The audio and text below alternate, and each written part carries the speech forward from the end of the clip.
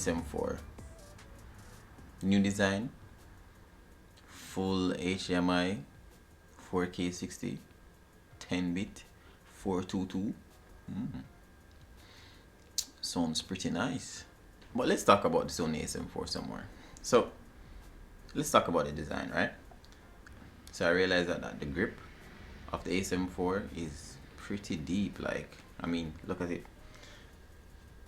So normally when I'm doing a grip on the A7III or the A7C, the grip isn't that deep, right? So when I grip it, that's a firm grip, like a real firm grip. And I realized that I don't hear these flopping. I'm wondering because if it's because it's brand new. Because normally when I actually took it off the A7C right now, and I'm wondering if it's because it's brand new, because normally it'd be making up organized. Well, I'm not hearing anything.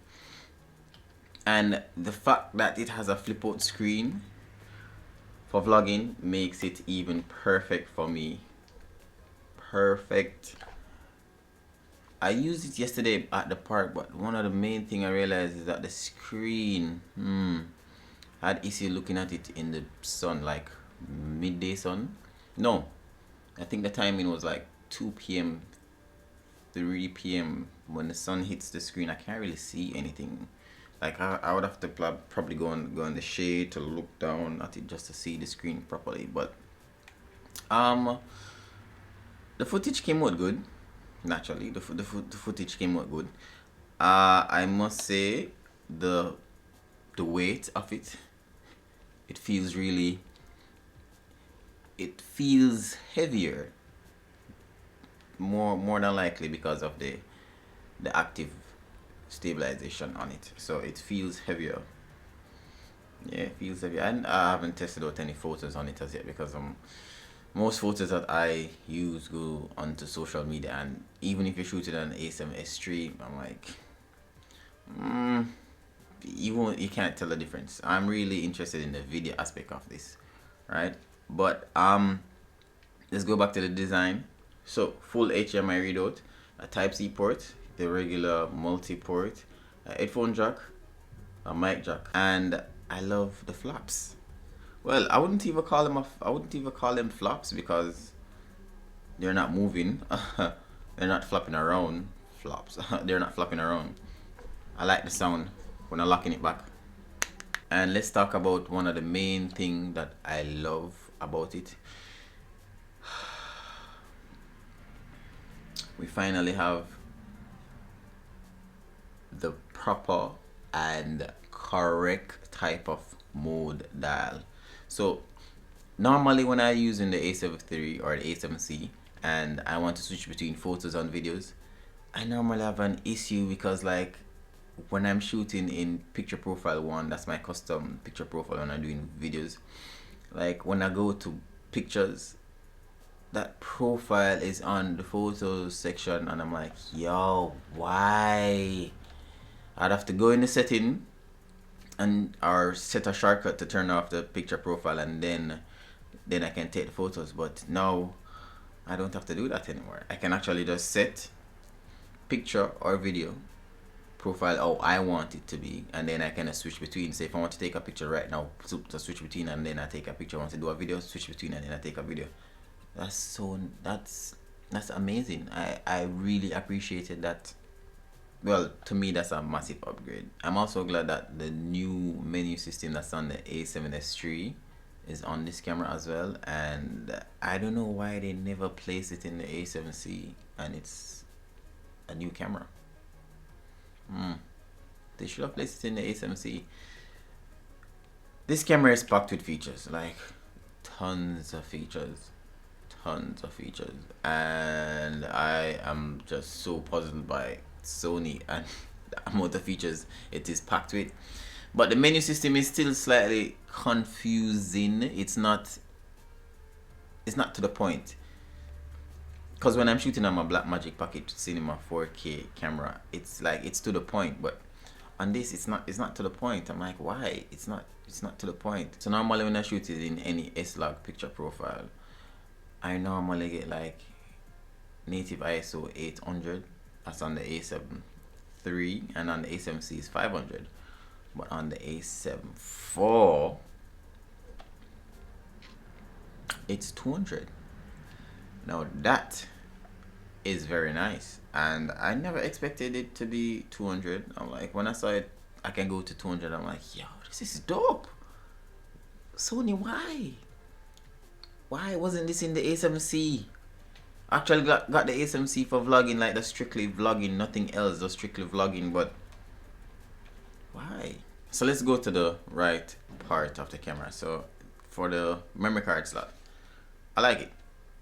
I love it, to be honest. How them design the memory card slot is very unique, and I must say, like, if you look at it right here, so when you slide and open, the door itself feels really premium. So the A7IV comes with image stabilization, and you have two options. You can turn it on in for photos, and you can turn it on for videos, which is great, because videos and photos, that's two different things, and it's basically two different type of setting, because in videos you have active and you have standard. And because I'm a really and truly a video shooter, I would normally focus on the video aspect as it relates to the stabilization. And furthermore, if you have a lens that is image stabilized, that's perfect, right? So currently I normally vlog on the 20, which isn't really stable, which is not a stabilized lens. So when I was watching back the footage yesterday, I'm like, yeah, but this looks good same way, even though it's not stabilized. You get me? I like to see like slight jitters in the video, so it feels really natural, instead of, yo, it seems like it's so steady, there's nothing natural about it. Because I'm perfectly fine with those slight micro jitters as it relates to vlogging.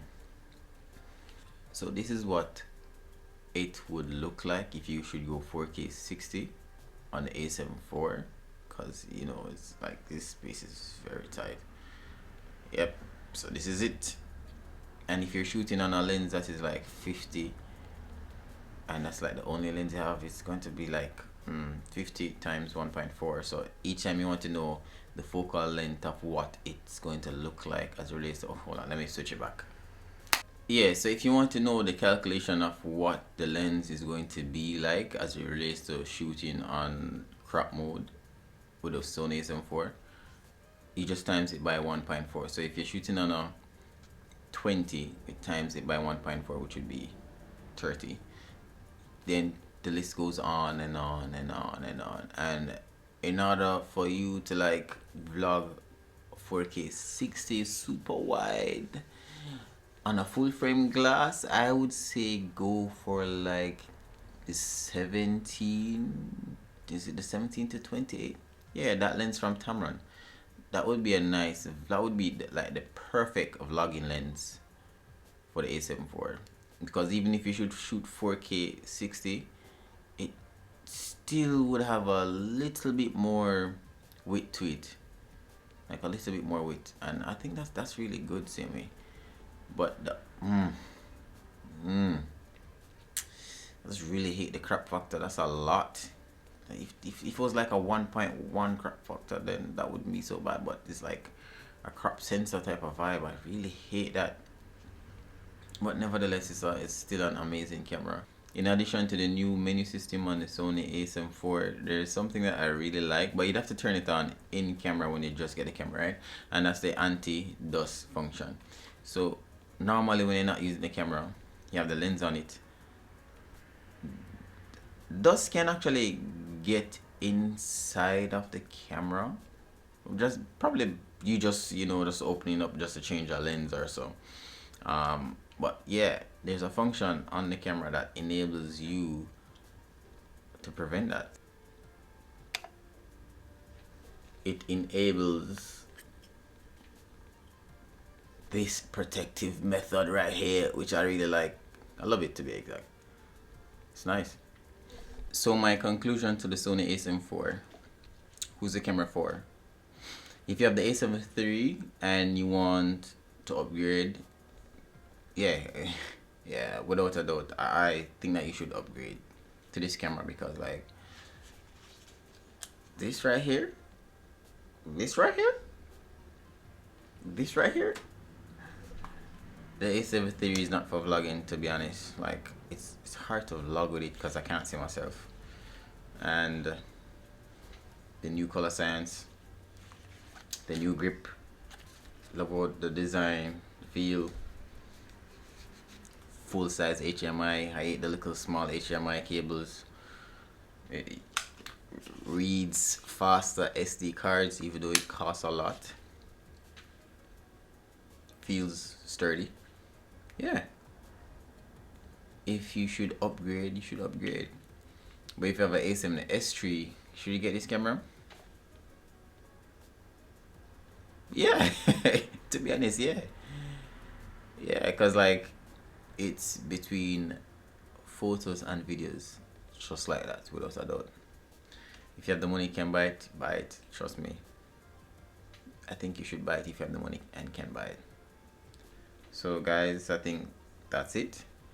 And I'll see you again in another video. I don't know when, I don't know where, I don't even know what I'll be talking about. But yeah, I'll see you again. Peace.